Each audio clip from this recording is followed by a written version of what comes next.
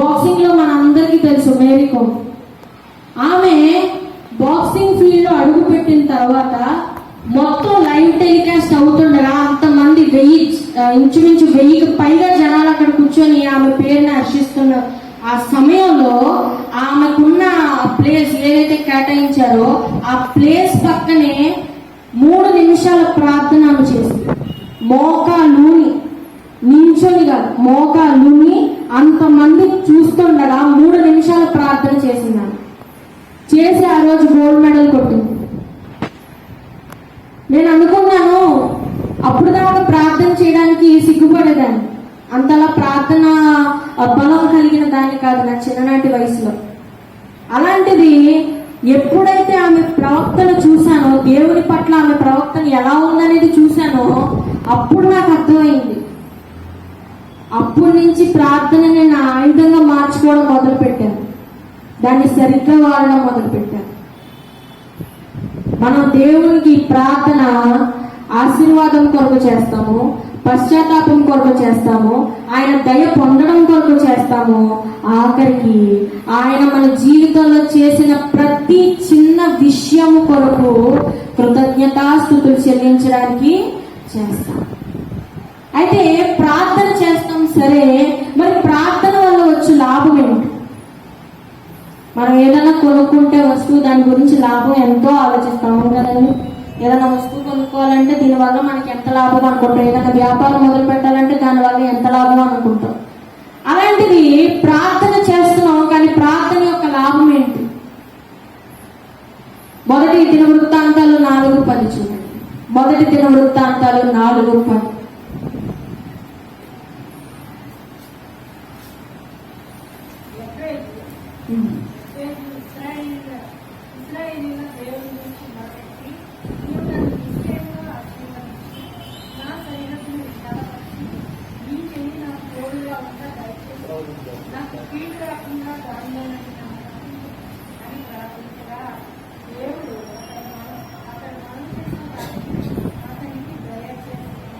చూసారండి, ఇక్కడ ఎబ్బేజు ప్రార్థన చేస్తున్నప్పుడు అంటండి 4 విధమైన ప్రార్థన ఎబ్బేజు చేస్తున్నారు. ఏంటంటేనండి, నీవు నన్ను నిశ్చయముగా ఆశీర్వదించి నా సరిహద్దులను విశాలపరిచి నీ చెయ్యి నాకు తోడుగా ఉంచి కీడు రాకుండా దానిలో నుండి నన్ను తప్పించుము.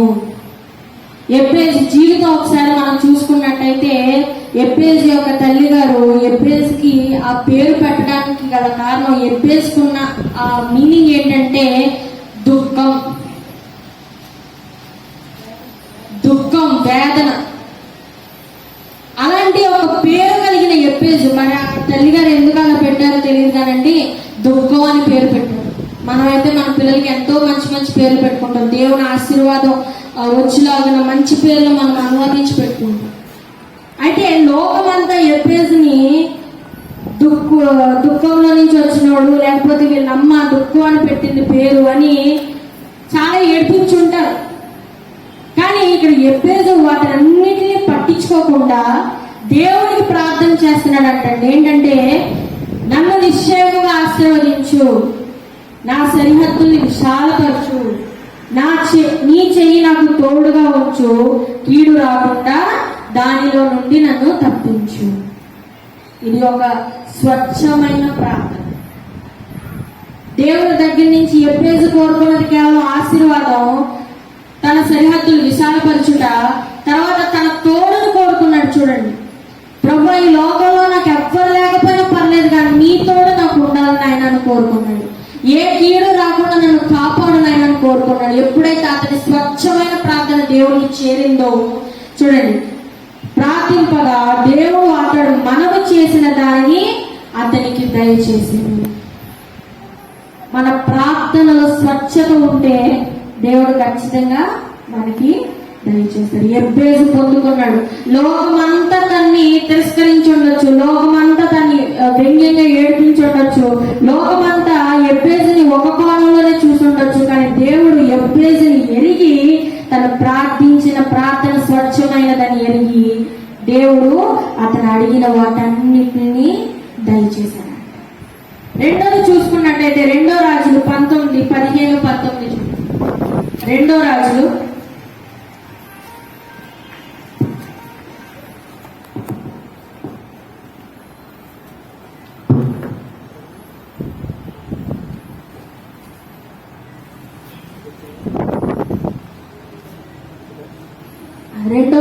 15:19 మనం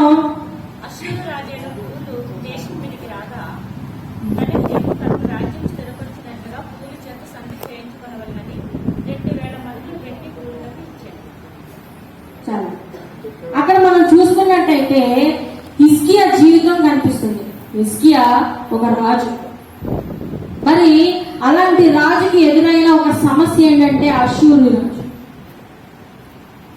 అష్షూరు రాజు అక్కడ ప్రగల్భాలు చూసుకున్నట్టయితే 2 రాజులు 19:12 చూసుకున్నట్టయితే ప్రగల్భాలు మొదలు పెడతాడు. ఏంటంటే నీ దేవుడేమన్నా గొప్పవాడా, నా పితరులు ఎంతమందిని ఓడించారో తెలీదా, వాళ్ళ దేవుడే చేయలేని పని నీ దేవుడు చేయగలుగుతాడా అని ఎంతో అవమానించి వ్యంగ్యంగా మాట్లాడడం మొదలు పెట్టారు. అలాంటి పరిస్థితుల్లో హిజ్కియా చూడండి, ఎవ్వరి దగ్గరికి వెళ్ళలేదు, ఎవ్వరి సహాయాన్ని కోరలేదు. దేవుని మందిరానికి వెళ్ళి, ప్రభువా ఈ అష్షూరు రాజు మాట్లాడుతున్న మాటలు నీవు వినట్లేదా, నీవు చెవి పెట్టట్లేదా, నిన్ను ఎంత అవమానించి మాట్లాడుతున్నాడో నాయన అని ప్రార్థన మొదలు పెట్టగా యెషయా ప్రవక్త ద్వారా దేవుడు 2 రాజులు 19:7 ఉంటుంది. యెషయా ద్వారా దేవుడు హిజ్కియాకి వర్తమానం పంపించారు. ఆ రాజు చదవండి.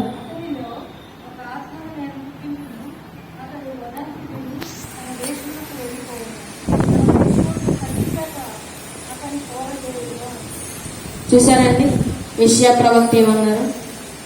అతనివన్నీ నేను విన్నాను, అతను ఒక దేశములో కత్తి ద్వారా చంపబడతాడు. యెషయా ప్రవక్త ప్రవచించిన ప్రవచనాలు హిజ్కియాకి వర్తమానం పంపించారు. హిజ్కియా ఎప్పుడైతే ప్రార్థన చేసిందో చూడండి, 2 రాజులు 19:35-37 చూసుకున్నట్టయితే యెహోవా దూత ఒక్క రాత్రిలో 185,000 మంది సైన్యాన్ని మట్టు పెట్టింది. 2 రాజులు 19:35-37 చూసుకున్నట్టయితే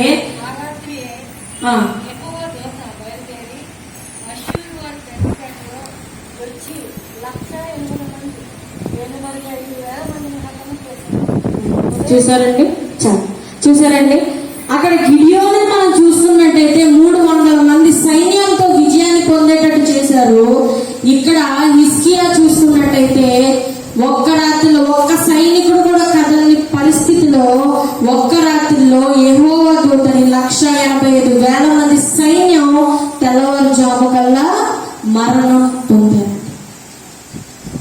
అంటే దేవుడు మన మీద ఎంత ప్రేమ కలిగి ఉన్నాడండి, మన ప్రార్థనలు ఎంతలా ఆయన వింటున్నాడండి. కొన్నిసార్లు మనకు అనుమానం వస్తుంది, ప్రభువా నా ప్రార్థనలు వింటున్నావా, ఆయన నీకు వినిపిస్తుందా నా ప్రార్థన అని అనుకుంటాం. మనం చేసే చిన్న ప్రార్థన కూడా దేవుడు వింటాడండి. ఆ చిన్న ప్రార్థన కూడా దేవుడు వింటాడు. ఆ ప్రార్థనకి ఫలితం ఆయన ఇస్తాడు. రహస్యమందు నీ తండ్రికి ప్రార్థింపుము, అప్పుడు ఆయన నీకు ప్రతిఫలము దయచేయు. చిన్న ప్రార్థన కూడా దేవుడు ఆలకిస్తాడు. హిజ్కియా ప్రార్థన దేవుడు ఆలకించాడు. ఒక్క హిజ్కియా నుంచి ఒక్క సైనికుడు కదలలేదు, కానీ యెహోవా సైన్యం కదిలింది.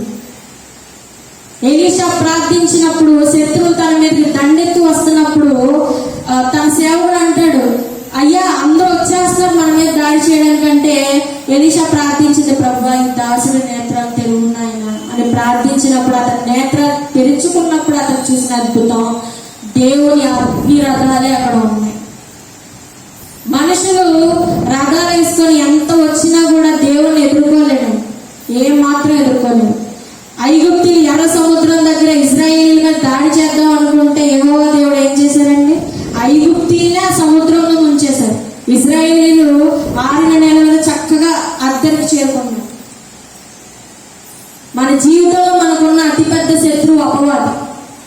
అపవాదిని జయించడానికి మనకు కావాల్సిన ఆయుధం ప్రార్థన.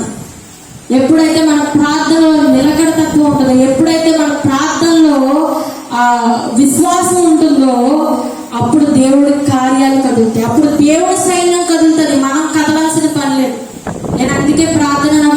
ఆయుధం అని చెప్పారు. యెహెజ్కేలు గ్రంథం 37:1-10 చూసుకున్నట్టయితే అక్కడ యెహెజ్కేలుని దేవుడు ఒక లోయలోకి వెళ్ళమంటారండి. ఆ లోయ ఏమున్నది అక్కడ, ఒక ఎంటీ వ్యాలీ అది. అందులో ఉన్నది ఏంటంటే ఎండిన ఎముకలు ఉంటాయి, ఎండిన ఎముకలు ఉంటాయి.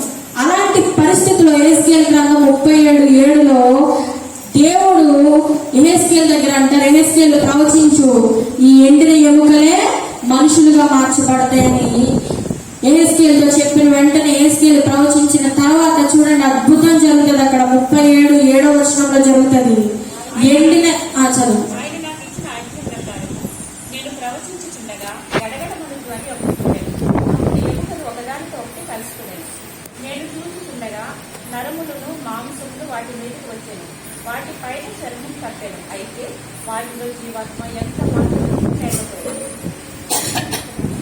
ఇక్కడ చూసుకున్నట్టయితే ఎండిన ఎముకలను వాటంతట అవే అతుక్కుని మాంసము శరీరము వాటి మీద ఆనుకొని అవి మళ్ళీ తిరిగి మనుషులుగా మార్చబడ్డాయంట. ఇక్కడ హిజ్కియా ప్రార్థనలో మనం చూసుకున్నట్టయితే ఒక్క రాత్రిలో 1,85,000 మంది సైన్యం మరణించబడ్డారు. అంటే వాళ్ళు ఇంచుమించు ఎండిన ఎముకలతో సమానం. ఇక్కడ యెహెజ్కేలు ప్రార్థన చూసుకున్నట్టయితే ఎండిన ఎముకలే సైన్యంగా మార్చబడ్డాయి. అంటే ఒక మనిషి ఎండిన ఎముకలు అవ్వాలన్నా ఆయనే, ఆ ఎండిన ఎముకలు మళ్ళీ తిరిగి మనిషి అవ్వాలన్నా ఆయన మాట. అందుకు ప్రార్థనకున్న బలం మరి దేనికి లేదు. ఎస్తేరు గ్రంథం 4:1-7 మనం చూసుకున్నట్టయితే ఎస్తేరు గ్రంథం 4:14 చదవండి. ఎస్తేరు గ్రంథం 4:14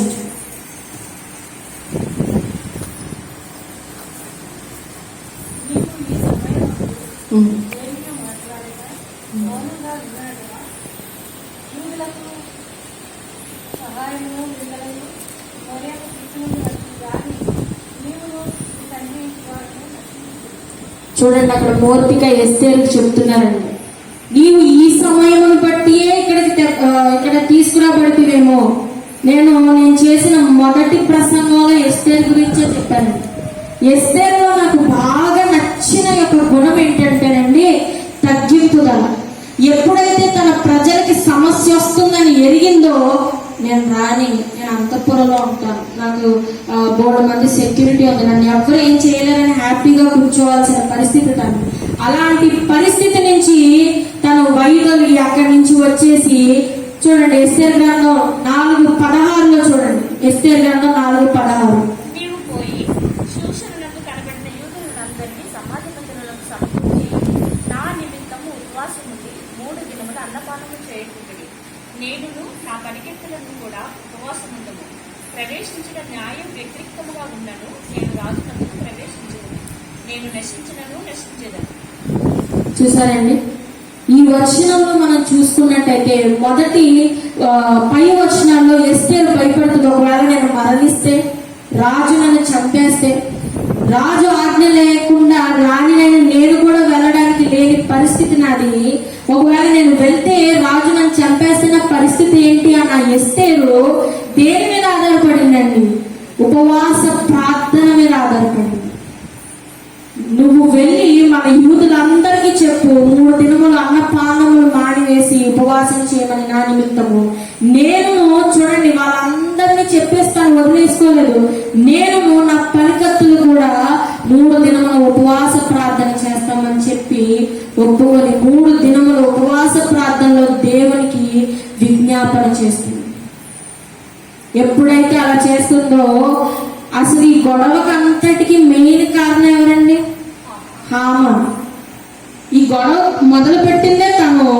అలాంటిది ఎస్తేరు చేసిన 3 రోజుల ఉపవాస ప్రార్థనకి దేవుడిచ్చిన ప్రతిఫలం ఎస్తేరు గ్రంథం 7:10 చూడండి. ఎస్తేరు 7:10 కాగా హామాను మొద్దుమేటి సిద్ధం చేసిన ఉరిపొయ్యి మీద వారు అతనినే ఉరితీశారు. అప్పుడు రాజు యొక్క ఆగ్రహం చల్లారు. చూసారండి, మోర్దెకై కోసం సిద్ధం చేసిన హామాను ఆ ఉరిపొయ్యికి తనే వేలాడాడు. అసలు హామాన్ని ఎదుర్కొనే శక్తి కూడా ఎస్తేరు దగ్గర లేదు.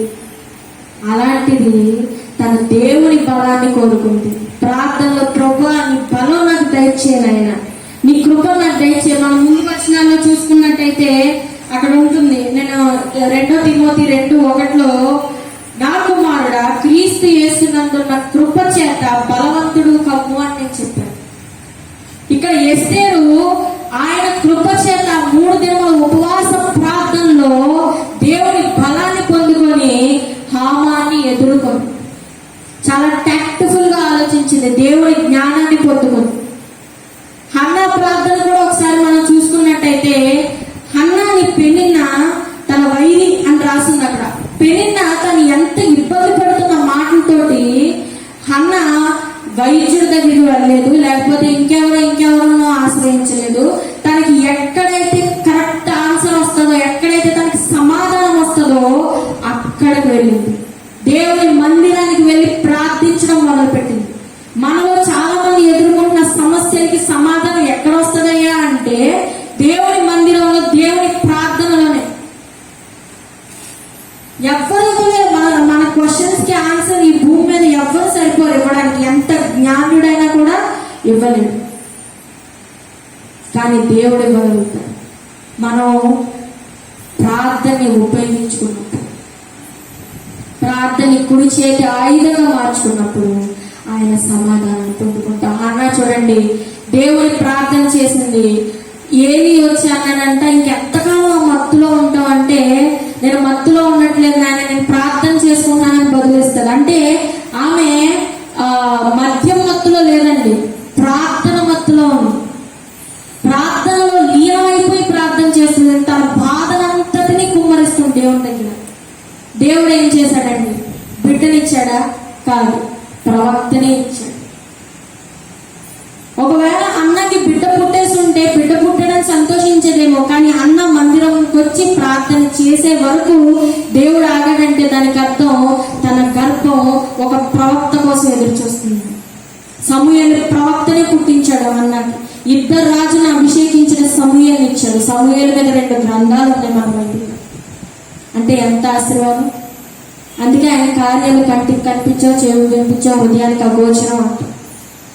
చాలా ఆశ్చర్యం వేస్తుంది. బైబిల్ అంతా మనం చదువుతూ ఉంటే ప్రభువా ఎంత ఆశ్చర్యకరమైన కార్యాలంటే మనిషి ఊహించలేడు కూడా. ఏమాత్రం మనిషి ఆలోచనకి ఇంత హింట్ కూడా అందని ఆశ్చర్య కార్యాలు ఎన్నో జరిగాయి. అయితే ప్రార్థన చేస్తున్నాం, ప్రార్థన యొక్క లాభము పొందుతున్నాం, కానీ మన హృదయంలో ఏముంటుంది ప్రార్థన చేసినప్పుడు? మన హృదయంలో మనం ఏం పెట్టుకుని ప్రార్థన చేస్తున్నాం? కొంతమంది ఈ లాక్డౌన్ లో నేను చూసింది ఏంటంటే, న్యూస్ ఛానల్స్ లో 1 or 2 వేస్తానే ఉన్నారు. ఆ న్యూస్ ఏంటంటే, అబద్ధ బోధకులు ఎక్కువైపోయారు. ఈ అరటిపళ్ళు తినండి మీకు కోవిడ్ తగ్గిపోద్ది, లేకపోతే ఈ యాపిల్ తినండి మీకు ఉద్యోగాలు వచ్చేస్తాయి, మీ జీవితంలో ఇంకా శాంతి సమాధానం మీతో కూడా ఉంటాయని ఎంతో మంది అబద్ధ బోధకులు రెడీ అయిపోతే, అక్కడ మనం ఒకటి గమనించుకున్నట్టయితే ఆ మందిరాల్లోనే జనాలు ఎక్కువ ఉంటారు.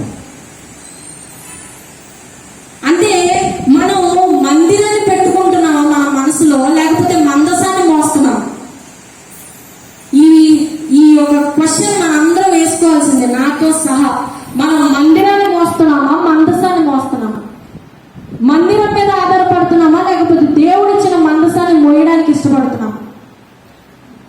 సొలొమోను కట్టించిన మందిరం 957 BCలో తను కట్టించి ఆ మందిరాన్ని అందరికి ప్రార్థన మందిరంగా మారిస్తే, ఆ మందిరాన్ని నెబుకద్నెజర్ రాజు 587 BC ఆ కాలంలో కూల్చివేయడం జరిగింది. మరలా దాన్ని నెహెమ్యా కట్టించి మరలా ఇంకొకరు వచ్చి దాన్ని కూల్చేయడం జరిగింది. అంటే అది ఒక రాతి గోడ మాత్రమే. ఎందుకంటే మనుషులు వచ్చి కూల్చేసినప్పుడు కూలిపోతుందిగా. అయితే ఇక్కడ 2 సమూయేలు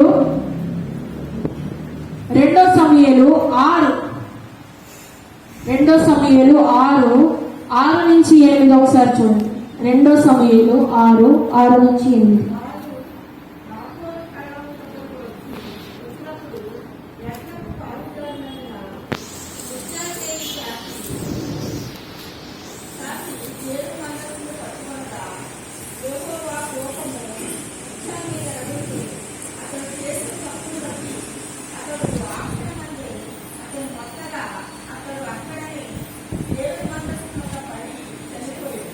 చేశారండి. మందిరం కూల్చబడినప్పుడు ఎవరికి ఏం జరగలేదు. ఫిలిస్తీన్లు మందిరంలో ఉన్న మందసాన్ని తీసుకెళ్ళినప్పుడు వాళ్ళు అశోక్ అనే ఒక ప్రదేశంలో మందసాన్ని పెట్టి వెళ్ళిపోతారు. అక్కడ దాగోన దేవత ఉంటుంది. తెల్లవారుజాము వచ్చి చూసినప్పుడు అంటే దాగోన దేవత తల నరకబడి మొండంతో మందసం ఎదురుగుండా పడుతుంది. అంటే ఇంచుమించు చెప్పాలంటే ఆయన కాళ్ళ క్రింద. మందిరం పడగొట్టబడింది, 2 సార్లు పడగొట్టబడింది.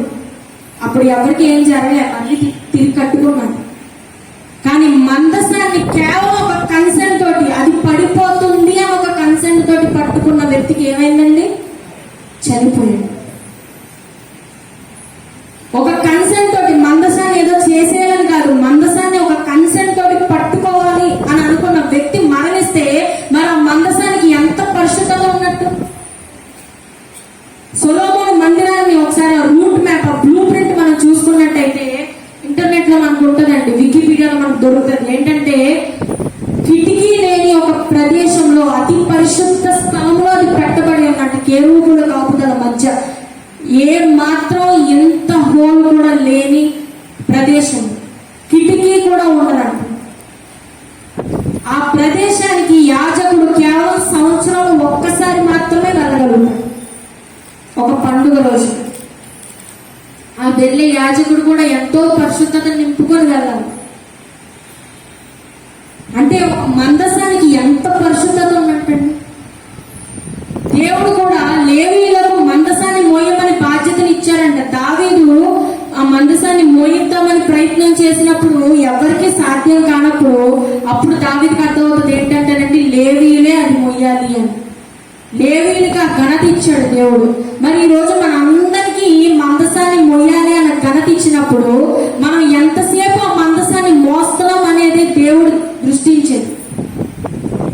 రెండో రాగట్లో మన పరలోక రాజ్యంలో తీర్పు దినాన్ని మనం ఉంచబడినప్పుడు దేవుడు అడిగే ప్రశ్న, బాబు నువ్వేం చదువుకున్నావు, నీ డిజిగ్నేషన్ ఏంటి, నువ్వు ఎంత సంపాదిస్తున్నావు, లేకపోతే నువ్వు ఏ ప్రదేశం నుంచి వచ్చావు, లేకపోతే నువ్వు ఏ మందిరం, లేకపోతే ఎక్కడి నుంచి వచ్చావు, ఇది కాదు దేవుడు అడిగేది. దేవుడు అడిగేది ఒకటే, నా మందసాన్ని ఎంతసేపు మోస్తావు, ఎంతసేపు నీ భుజాల మీద నా మందసం పెట్టబడి ఉన్నది, ఎంతసేపు నా మందసాన్ని ఒక బాధ్యతగా మార్చుకున్నావు.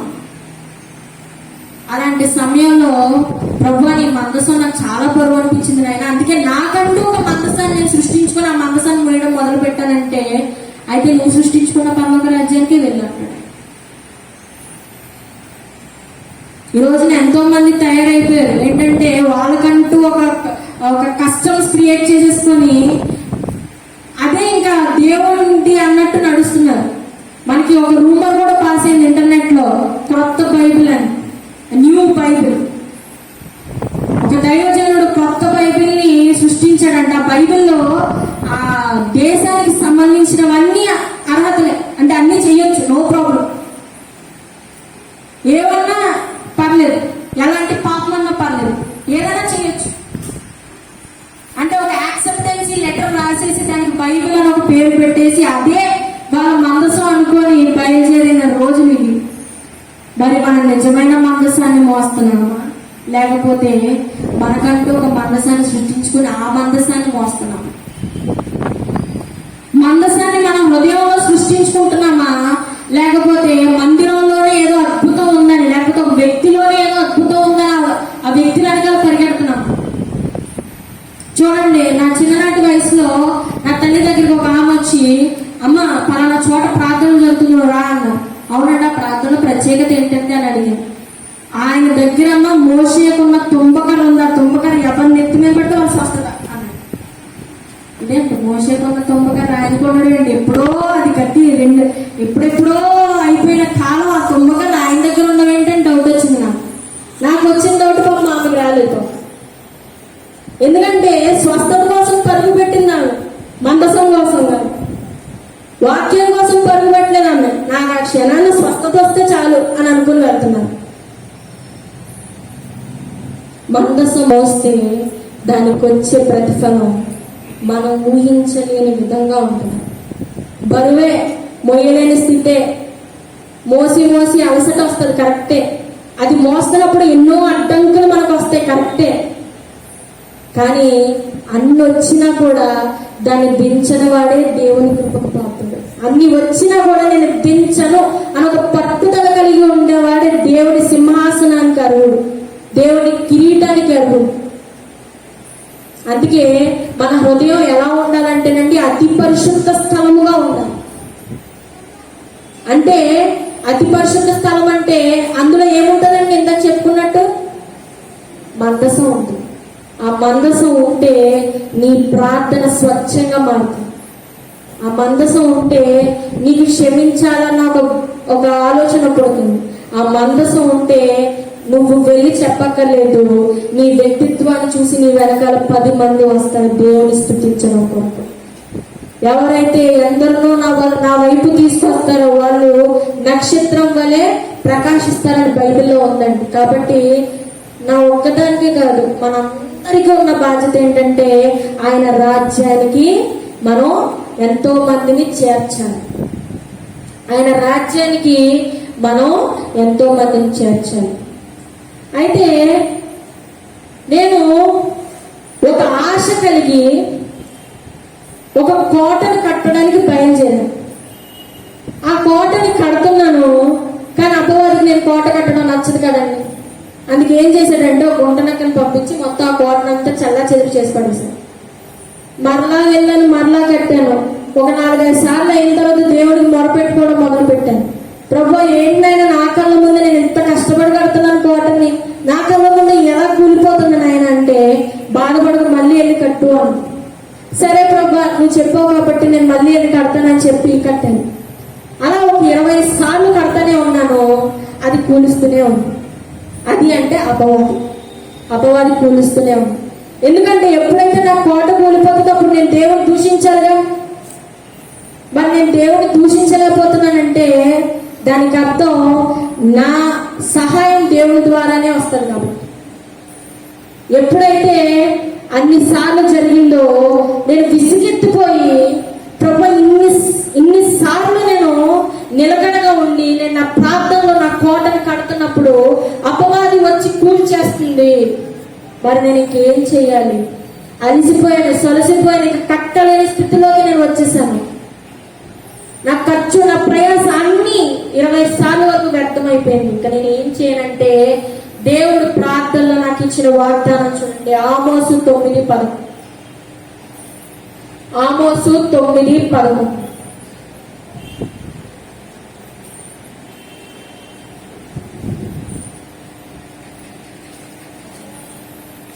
రాబోవు దినములలో పోయేవారు దున్నువారి వెంటనే వస్తురు, విత్తనములు చల్లువారి వెంటనే ద్రాక్ష పళ్ళు తొక్కువారు వస్తురు. పర్వతముల నుండి మధురమైన ద్రాక్ష రసం శ్రమింపు వంటలన్నీ ఆమోసు 9:11. చనిపోయిన దాని గుడారమును ఆ దినమున నేను లేవనెత్తి దాని గోడను బాగు చేసి దాని పోయిన చోట్లను బాగు చేసి ఎడోకు శేషమును నా నామము ధరించిన అన్యజనులందరికీ నా జనులు స్వతంత్రించుకున్నట్టు పూర్వపు రీతిగా దానిని మరలా కట్టుకుని ఇలాగ జరిపించి యెహోవాకు ఇదే. పూర్వపరిగా దాన్ని మరలా కట్టుడు. పడిపోయిన దావీదు గుడారము నేను మరలా కడతాను అన్నప్పుడు నాకు సమాధానం వచ్చింది దేవుని దగ్గర. ఏంటంటే నీవు కోట కట్టావు, అది 20 సార్లు కూలిపోయింది. అయితే అపవాది కూల్చింది నీ కళ్ళ ముందు కనిపించిన కోటనే గాని నువ్వు వేసిన పునాదులు కాదుగా. 20 సార్లు నువ్వు కట్టినప్పుడు ఎంత బలిష్టంగా పునాది వేసి ఉంటావు. ఆ పునాది అపవాది కదపలేకపోతుంది, ఓన్లీ కోటను మాత్రమే కూలుస్తుంది. మనం చూసే ఆ కోట కూలిపోతుందని చూసి కోట కూలిపోతుంది బాబోయ్ అని ఏడుస్తాం, కానీ దేవుడు వేసే పునాదులు చూడం. అపవాది కూల్చగలిగేది నీ ఆశని, నీ ఆశయాన్ని మాత్రమే, కానీ అవి నెరవేరాలి అని నీ ఆశని కాదు, నెరవేర్చగలిగే నీ నైపుణ్యాన్ని కాదు, నెరవేర్చబడుతుంది అని మన విశ్వాసాన్ని కాదు. అపవాది కేవలం కూల్చగలిగేది మన ఆశని మాత్రమే, మన కోరికలు మాత్రమే. ఆశగల ప్రాణాన్ని నేను తృప్తిపరుస్తానని సెలవిచ్చాను. అడవి పువ్వులకు నేను రంగులేసి అందం ఇచ్చాను, మరి నా స్వరూపమందు సృష్టించుకున్న నీకు నేను ఎంత విలువిస్తున్నానని దేవుడు మాట్లాడుతున్నాను. పడిపోయిన వాటిని నేను మరలా తిరిగి కట్టుదును, దాని పోవు చోట్లల్లా బాగు చేసేది. ఇది నాకు దేవుడు ఇచ్చిన వాగ్దానం. ప్రభు, నా కోట కూలిపోయింది నాయన అని నేను ఏడ్చినప్పుడు దేవుడు నాకు ఇచ్చిన వాగ్దానం. ఈ వాగ్దానం నేను అందుకున్న రోజున నేను అనుకున్నాను, ప్రభు నేను వాక్యం చెప్తే దీని మీదే చెప్పాను, నేను దీని మీద చెప్పాను. ఎందుకంటే కళ్ళ ముందు ఎన్నోసార్లు మన ఆశలు కూలిపోయినట్టు మనకు కనిపిస్తాయి. ఎందుకంటే అపవాది అలాంటి యొక్క సీన్స్ జరిపిస్తాడు మన ముందు, ఎవరో వచ్చి మన కోటను కూల్ చేసినట్టుగా.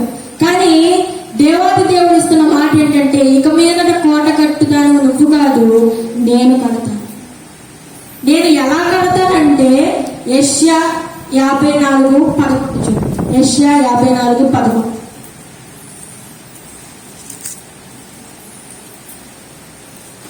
ప్రయాసపడి గాలి వాన చేత కొట్టబడి ఆదరణ లేని ఉన్నదానా, నేను నీలాంజనములతో నీ కట్టడములను కట్టుదును, నీలములతో నీ పునాదులను వేయుదును, మాణిక్యములతో నీ కోట కొమ్ములను, సూర్యకాంతములతో నీ కుంభములను కట్టుదును, ప్రశస్తమైన రత్నములతో నీకు సరిపడు.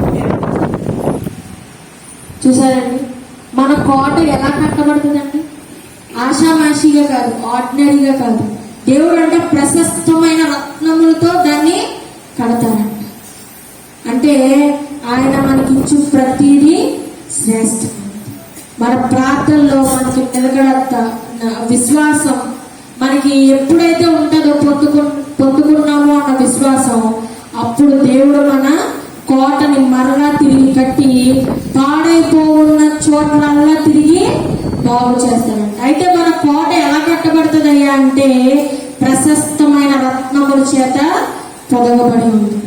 ఆ కోటని, మనం కట్టిన కోటను అపవాది కూల్చేయచ్చు, కానీ దేవుడు కట్టిన కోట అపవాది కూల్చగలడా? ధైర్యం కూడా చేయలేదు. అలాంటి స్థితి మనకి దేవుడు ఇవ్వబోతున్నాడు. చిన్న ప్రార్థన చేసుకుందామండి.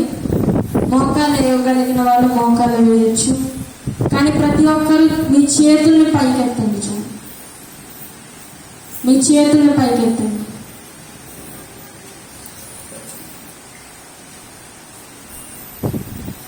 తండ్రి, నాయన ప్రేమ గల తండ్రి, నీకు స్తోత్రములయ్యా. వాక్యం కొరకు ఇచ్చిన సమయాన్ని బట్టి నీకు స్తోత్రములయ్యా. దేవా తండ్రి, ఈ రోజున మాకు దయచేసినందుకు, ఈ రోజు మేము సజీవ లెక్కలో ఉన్నందుకు నీకు స్తోత్రములయ్యా. దేవా తండ్రి నాయన, దేవ పనివారము నాయన, నీ తోటలో పనివారము. దేవ తోట ఎంతో విస్తారమై ఉన్నను దేవ తండ్రి నాయన, పనివారం కొదువుగా మారిన రోజున అయినా నీ పని విడిచిపెట్టక ఉండలాగా సహాయం చేయండి.